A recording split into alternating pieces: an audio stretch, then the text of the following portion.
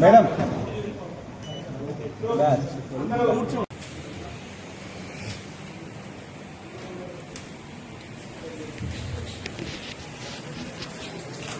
నేను జాలిగం విఘ్నేష్ అనే నేను భువనగిరి మున్సిపల్ కౌన్సిల్ సభ్యునిగా శాసనం ద్వారా ఏర్పాటు చేయబడిన భారత రాజ్యాంగం పట్ల నిజమైన నమ్మకం మరియు విధేయత చూపుతానని మరియు నేను స్వీకరించబోతున్న పదవిని భారతదేశ సార్వభౌమత్వానికి ఐక్యతకు లోబడి నమ్మకంగా నిర్వహించదనని భగవంతుడి సాక్షిగా ప్రమాణం చేస్తున్నాను.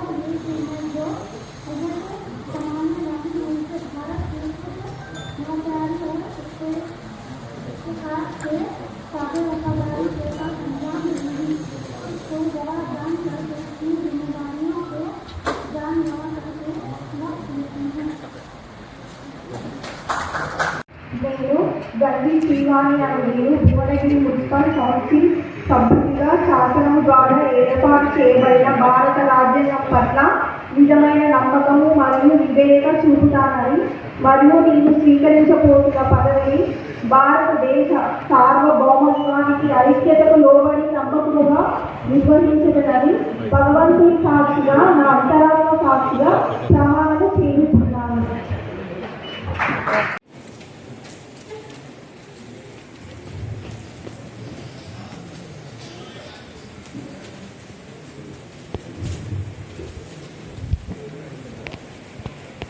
నేను లైట్ అహ్మద్ అనే నేను భువనగిరి మున్సిపల్ కౌన్సిల్ సభ్యునిగా శాసనం ద్వారా ఏర్పాటు చేయబడిన భారత రాజ్యాంగం పట్ల నిజమైన నమ్మకం మరియు విధేయత చూపుతానని మరియు నేను స్వీకరించబోతున్న పదవిని భారతదేశ సార్వభౌమత్వానికి ఐక్యతకు లోబడి నమ్మకంగా నిర్వహించదని నా అంతరాత్మ సాక్షిగా ప్రమాణం చేస్తున్నాను.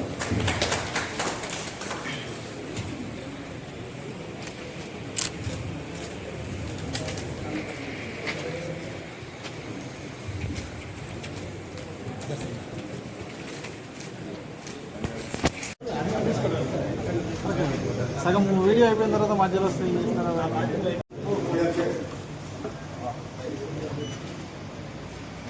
నేను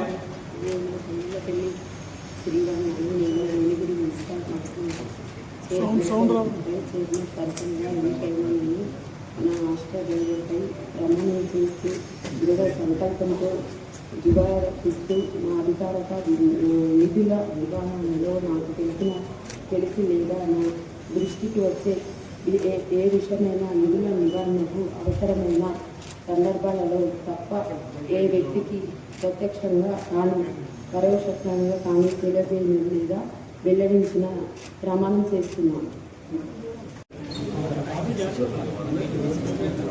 నేను ముసంశెట్టి మంజుల అనే నేను భువనగిరి మున్సిపల్ కౌన్సిల్ వైస్ చైర్మన్గా ఎన్నికైన నేను నా ఇష్ట దైవం పైన ప్రమాణం చేస్తూ దృఢ సంకల్పంతో ధృవీకరిస్తూ నా అధికారిక విధుల నిర్వహణలో నాకు తెలిసి లేదా నా దృష్టికి వచ్చే ఏ విషయమైన నిధుల నిర్వహణకు అవసరమైన సందర్భాలలో తప్ప ఏ వ్యక్తికి ప్రత్యక్షంగా కానీ పరోక్షంగా కానీ తెలియజేయనని వెల్లడిస్తూ ప్రమాణం చేస్తున్నాను.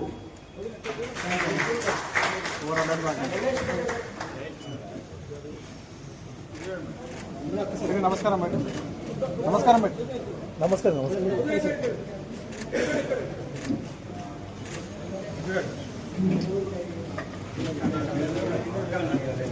రాకండి.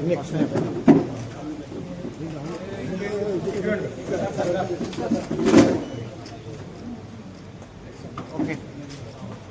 మా మిగతా కౌన్సిలర్లు అందరూ కూడా ప్రమాణ స్వీకారం చేసిండ్రు.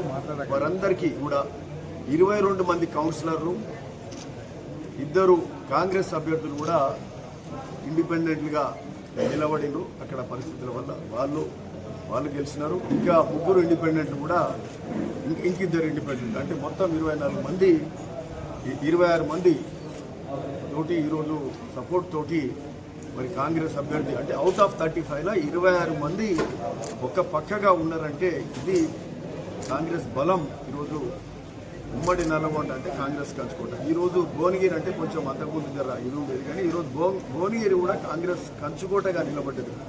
అంటే వన్ సైడ్గా ఒక స్వీప్ అయింది ఎలక్షన్ మొత్తం. భువనగిరి మున్సిపాలిటీ, అక్కడ పోచంపల్లి మున్సిపాలిటీ కూడా కైవసం చేసుకున్నాం. చాలా సంతోషం. ఇది కాంగ్రెస్ ప్రభుత్వం ప్రజాపాలన, ఇంద్రమ్మ పాలన చేస్తున్న వివిధ సంక్షేమ అభివృద్ధి కార్యక్రమాలు, ముఖ్యమంత్రి రేవంత్ రెడ్డి గారు చేసే కార్యక్రమాలు మరి చాలా గొప్పగా పోతున్నాయి. ప్రజలు హర్షిస్తున్నారు. గ్రామ పంచాయతీలో మేము 65% వరకు గెలిచినాం. మేము 65%. ఈరోజు దాదాపు 90% వరకు కూడా మున్సిపాలిటీలు కాంగ్రెస్ పార్టీ కైవసం చేసుకుంటున్న సందర్భం. ఉమ్మడి నల్గొండ అయితే దాదాపు 100% మనం దక్షిణ తెలంగాణ అనుకుంటే నేను దాదాపు అంతటా కూడా ఇదే పరిస్థితి ఉండొచ్చు. 100% మున్సిపాలిటీలు కైవసం చేసుకునే పరిస్థితి ఎక్కడన్నా ఒకటి అలా పోయి ఉండొచ్చు. సో ఇది చాలా సంతోషకరమైన వాతావరణం. మరి దీనివల్ల ఇంకా కాంగ్రెస్ ప్రభుత్వం రేవంత్ రెడ్డి గారు మరి మీ ఎమ్మెల్యేలు కూడా ఇంకా బాగా, మా కౌన్సిలర్లు కూడా ఇక్కడ ఇంకా బాగా పనిచేయడానికి వీలుంటుంది. ముఖ్యమంత్రి గారు ప్రభుత్వం నుంచి కూడా నిధులు ఇంకా ఎక్కువ తీసుకురావడానికి, ఇంకా ధైర్యంగా ప్రజలకు మేలు చేసే కార్యక్రమం మరి మేము చేస్తాం. గెలిపించిండ్రు, మరి గెలిచినాక అభివృద్ధి చేసేది మా బాధ్యత, గెలిపించే బాధ్యత వాళ్ళదని చెప్పినాం. మరి అభివృద్ధి చేసే మా బాధ్యత మాది అన్నాం. ఎమ్మెల్యేగా గెలిచినాక కూడా మరి 40 ఏళ్ల చరిత్ర తిరగరాసినాం భువనగిరి నియోజకవర్గంలో. ఈరోజు అట్లనే 40 ఏళ్ల చరిత్ర మళ్ళొక్కసారి తిరగరాసినాం భువనగిరి మున్సిపాలిటీ. ఎప్పుడు దీన్ని స్థానాన్ని గెలవలే, ఎప్పుడు కూడా గెలవలే. సో ఇది రికార్డ్ మెజార్టీ భువనగిరి మున్సిపాలిటీ 1000 పోయింది. సో చాలా సంతోషం. మరి టీఆర్ఎస్ పార్టీ అయితే మొత్తం పతనమైంది అన్నట్టే. ఆ 4 ఏదో గెలిచిరు, 4 సీట్లు. సో మా 26 ఇక్కడ, 4 ఇక్కడ.